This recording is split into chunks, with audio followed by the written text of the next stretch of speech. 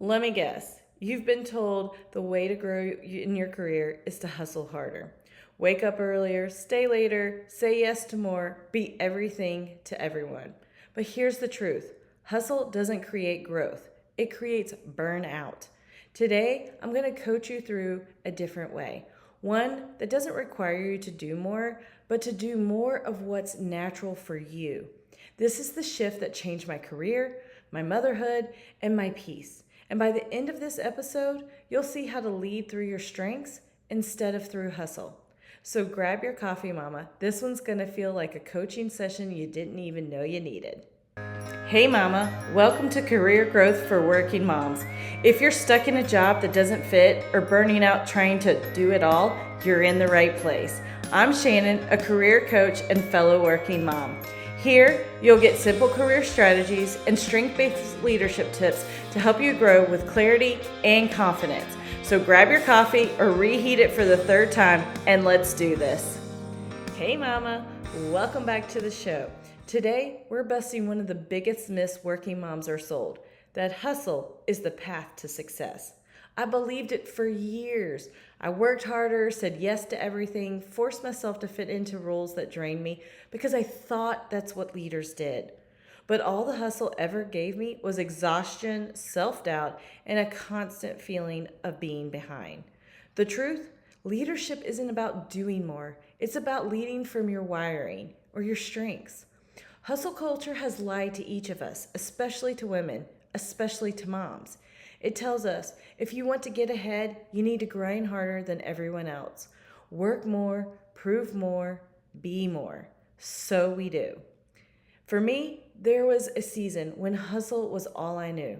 My mornings started at 5 a.m. I'd squeeze in emails before the kids woke up. My workday stretched long into the evening. I was signing up for committees, leading projects, staying late at the office, and then I'd come home and still be on managing dinner, homework, and bedtime. On the outside, it looked like I was killing it. Promotions, recognition, telling me, wow, Shannon, I don't know how you do it all. But inside, I was empty. I would lie in bed at night, body buzzing from stress, mind racing through tomorrow's to-do list, feeling guilty for bedtime stories I had missed. And I thought, if this is success, why does it feel so awful? That's when it hit me. Hustle doesn't equal growth. Hustle equals depletion. And mama, maybe you've been there too. Maybe you're right there now. Think about the last time you hustled your way through a week. What did it look like? Were you saying yes to everything? Were you running on fumes? And by Friday, how did your body feel? Energized or completely drained? Pause me and write that down. Now, let me tell you about a client of mine. We're going to call her Melissa. Melissa was a charismatic queen through and through. She thrived on energy, ideas, connection, but she had bought into the hustle lie. She said yes to every opportunity at work, every networking event, every volunteer spot at school. She was visible. She was everywhere, but she was drowning. She came to me in tears one day and said, I feel like I'm sprinting on a treadmill. I'm working harder than ever, but I'm not actually going anywhere, and I'm so tired, Shannon. That's the hustle trap cycle. It looks like this: overcommit, overwork, burnout, guilt, repeat. You overcommit because you want to prove yourself. You overwork to deliver on those commitments. You burn out physically, emotionally, spiritually, and you feel guilty for not being enough. And then you overcommit again to make up for it. Sound familiar? Okay, so where are you in that cycle right now? Are you overcommitting? Maybe you're already burnt out. Maybe you're stuck in guilt. Write that down. Here's what I realized, both in my story and in Melissa's. Hustle doesn't lead to more success. It leads to more exhaustion. When I was hustling, I wasn't actually leading. I was reacting. I was running from task to task, putting out fires, chasing approval. And that's not leadership. That's survival. So let's make this practical. Imagine two Shannons walking into a Monday morning meeting. Hustle Shannon is running late, juggling coffee and papers, already checking her email under the table, saying yes to everything because she doesn't want to disappoint. She leaves the meeting with 5 new tasks on her plate, heart pounding, already behind. Then there's strength Shannon, and she walks in clear. She knows her wiring. She knows where she adds the most value. She doesn't take on everything. She takes on what aligns. She leaves the same meeting, but with fewer commitments and a lot more focus. So which one sounds more like you? Hustle version or strengths version? Be honest. Here's the shift I want you to notice though. Hustle disconnects you from yourself. Strengths connect you back to who you are.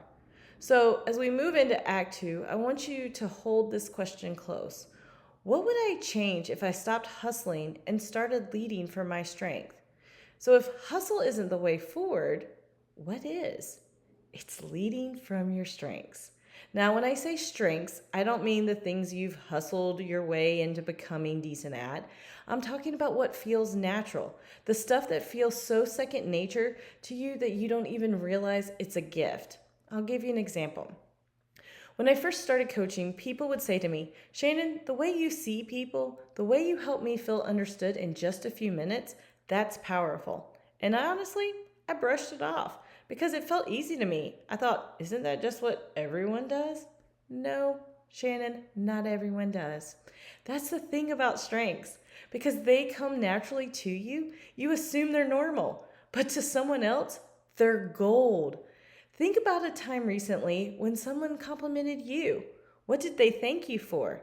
Did they say, you're so organized, or you always know how to calm me down, or you've got such a great ideas? Write that down because that's a clue. All right, ready to go a little bit deeper? Okay, I want you to think back over the last month. Grab your notebook or your notes. Write down 3 moments where you felt alive, in flow, or proud of yourself. Don't overthink, just write. Maybe it was solving a sticky problem at work. Maybe it was encouraging your kid after a meltdown. Maybe it was organizing a chaotic schedule into something smooth. Maybe it was standing up in a meeting and pitching an idea with confidence. These moments are strength clues. Now, let me show you how this connects to leadership. There are 4 broad ways I see strengths show up in working moms. Some of you are wired for action. You're the boss ladies. Your gift is moving things forward when everyone else stalls. You're the one who says, I'll handle it, and you do. Some of you are wired for influence. You're the charismatic queens. Your gift is energy, vision, persuasion. You rally people, you inspire them, you help them buy in. Some of you are wired for connection, the heart-centered guides. Your gift is relationships. You make people feel seen, valued, safe. You hold communities together. And some of you are wired for strategy. You're the visionary brainiacs. Your gift is foresight, pattern recognition, big picture thinking. You're 10 steps ahead of everyone else when they're all looking around saying, what's the problem? So which one of these made you nod your head? Write it down. It's a clue to your dominant wiring. So here's the shift. Hustle makes you fight against your wiring. Strengths let you flow with it. Let me give you a couple real life examples. One of my clients, Dana, was a total boss lady. She loved action, but she was in a role that required constant big picture strategy. She was miserable, not because she wasn't capable, because it drained her. Once we shifted her role into project management, where she could roll up her sleeves and make things happen, she lit up again. That's the power of strengths. Another client, Maria, was a heart-centered guide, but she was hustling like a boss lady, trying to be the executor for everyone. She was drowning. Once she started leaning into her relational gifts, mentoring, coaching, building team culture, her career took off and her stress levels went down. See how that works? So ask yourself, where in my life am I working against my wiring? Where am I hustling in a way that drains me? Write it down. All right, let's make this practical. I want you to try a strengths experiment this week. Here's how it's going to work. Number 1, notice when you feel drained. Ask yourself, am I hustling in a way that goes against my wiring? 2, name your natural strength in that moment. For example, I'm actually better at influencing than executing. No wonder this task feels heavy. 3rd, nurture that strength by choosing one action that aligns. Let me give you an example for each style. Boss lady, instead of sitting in endless brainstorming meetings, volunteer to take one idea and run with it. Action fuels you. Charismatic queen, instead of hiding behind emails, lead that meeting or share your vision out loud. Influence fuels you. Heart-centered guide, instead of forcing yourself through a solitary work all day, schedule a check-in with a teammate or family member. Connection fuels you. Visionary brainiac, instead of reacting to constant emergencies, block 30 minutes to map the big picture. Strategy fuels you. So here's my challenge for you. Pick one experiment this week. One small way to lead from your strength instead of hustling against it. Pause. Feel how different that sounds? When you hustle, you're forcing yourself to be everything. When you lead from your strengths, you're free to be yourself. And that's where the real growth happens. All right, mama, let's land this plane. By now you can see it. Hustle doesn't work long term. It burns you out, it disconnects you from yourself, and it keeps you stuck in survival mode. So the question becomes, how do I reframe my growth so I don't default to hustle? Here's the simple framework I teach my clients. Notice, name, nurture. Let's walk through that together. The first step is awareness. You can't change what you don't notice. I want you to start paying attention to when you feel most alive and when you feel most drained. For example, one of my clients, Sarah, realized she was constantly drained after long, solitary data tasks. But she felt alive in brainstorming sessions and presentations. When she started noticing this pattern, it clicked. Oh, I'm wired for influence, not execution. So think about last week. What was one important moment that lit you up? What was one moment that drained you? And write those down. Next, you need to put language to it. That's why I love the leadership style quiz, because it gives you the words for what you already feel inside. When you can say, I'm a boss lady in action, or I'm a heart-centered guide, suddenly you stop apologizing for how you're wired. You stop comparing yourself to the mom next to you. You own your lane. Another client, Julia, was constantly frustrated that she wasn't as fast-moving as her boss lady coworkers. She thought she was too slow or too thoughtful. But when she took the quiz and saw she was a visionary brainiac, it reframed everything. She wasn't slow. She was strategic. She wasn't behind. She was ahead.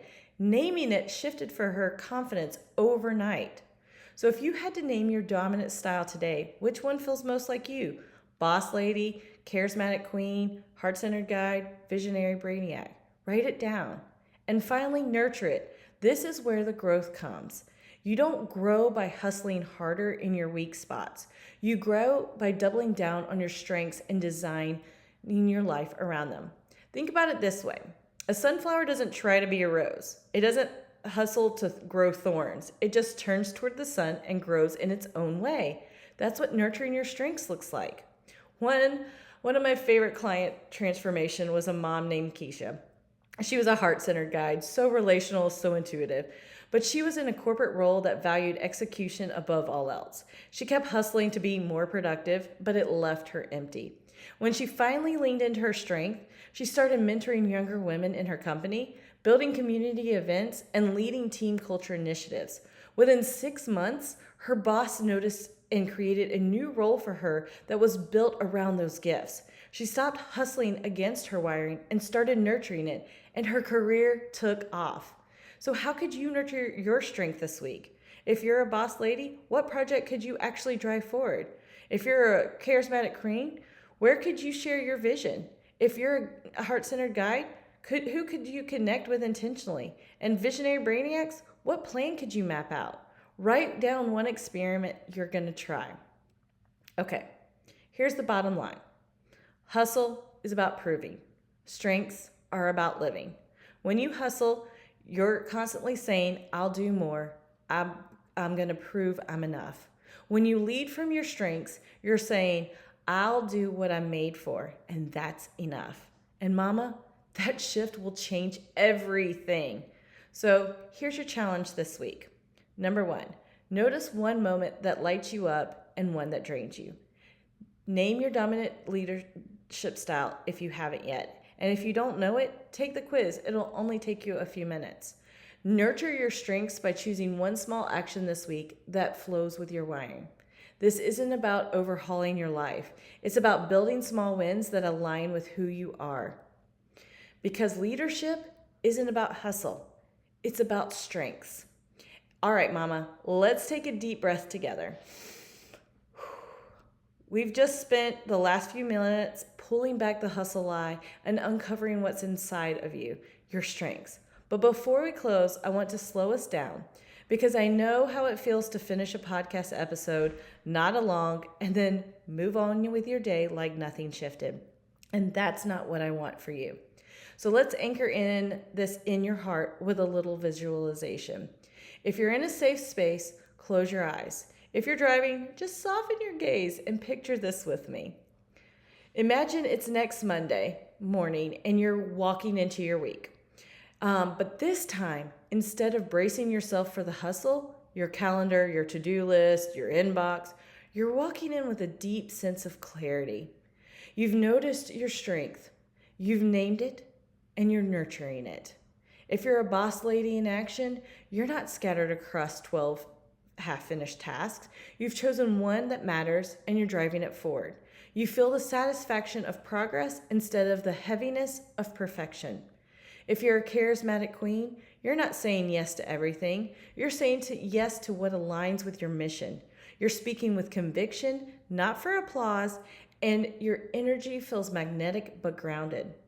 If you're a heart-centered guide, you're not drained from carrying everyone's emotions. You've set gentle boundaries. You've carved out space for your own voice, and when it shows up for others, it's from fullness, not depletion. If you're a visionary brainiac, you're not paralyzed by overthinking. You've taken one step. You've moved an idea into action, and now momentum is carrying you forward. Feel that? That lightness? That flow? That alignment? That's what it feels like to lead from strengths, not hustle.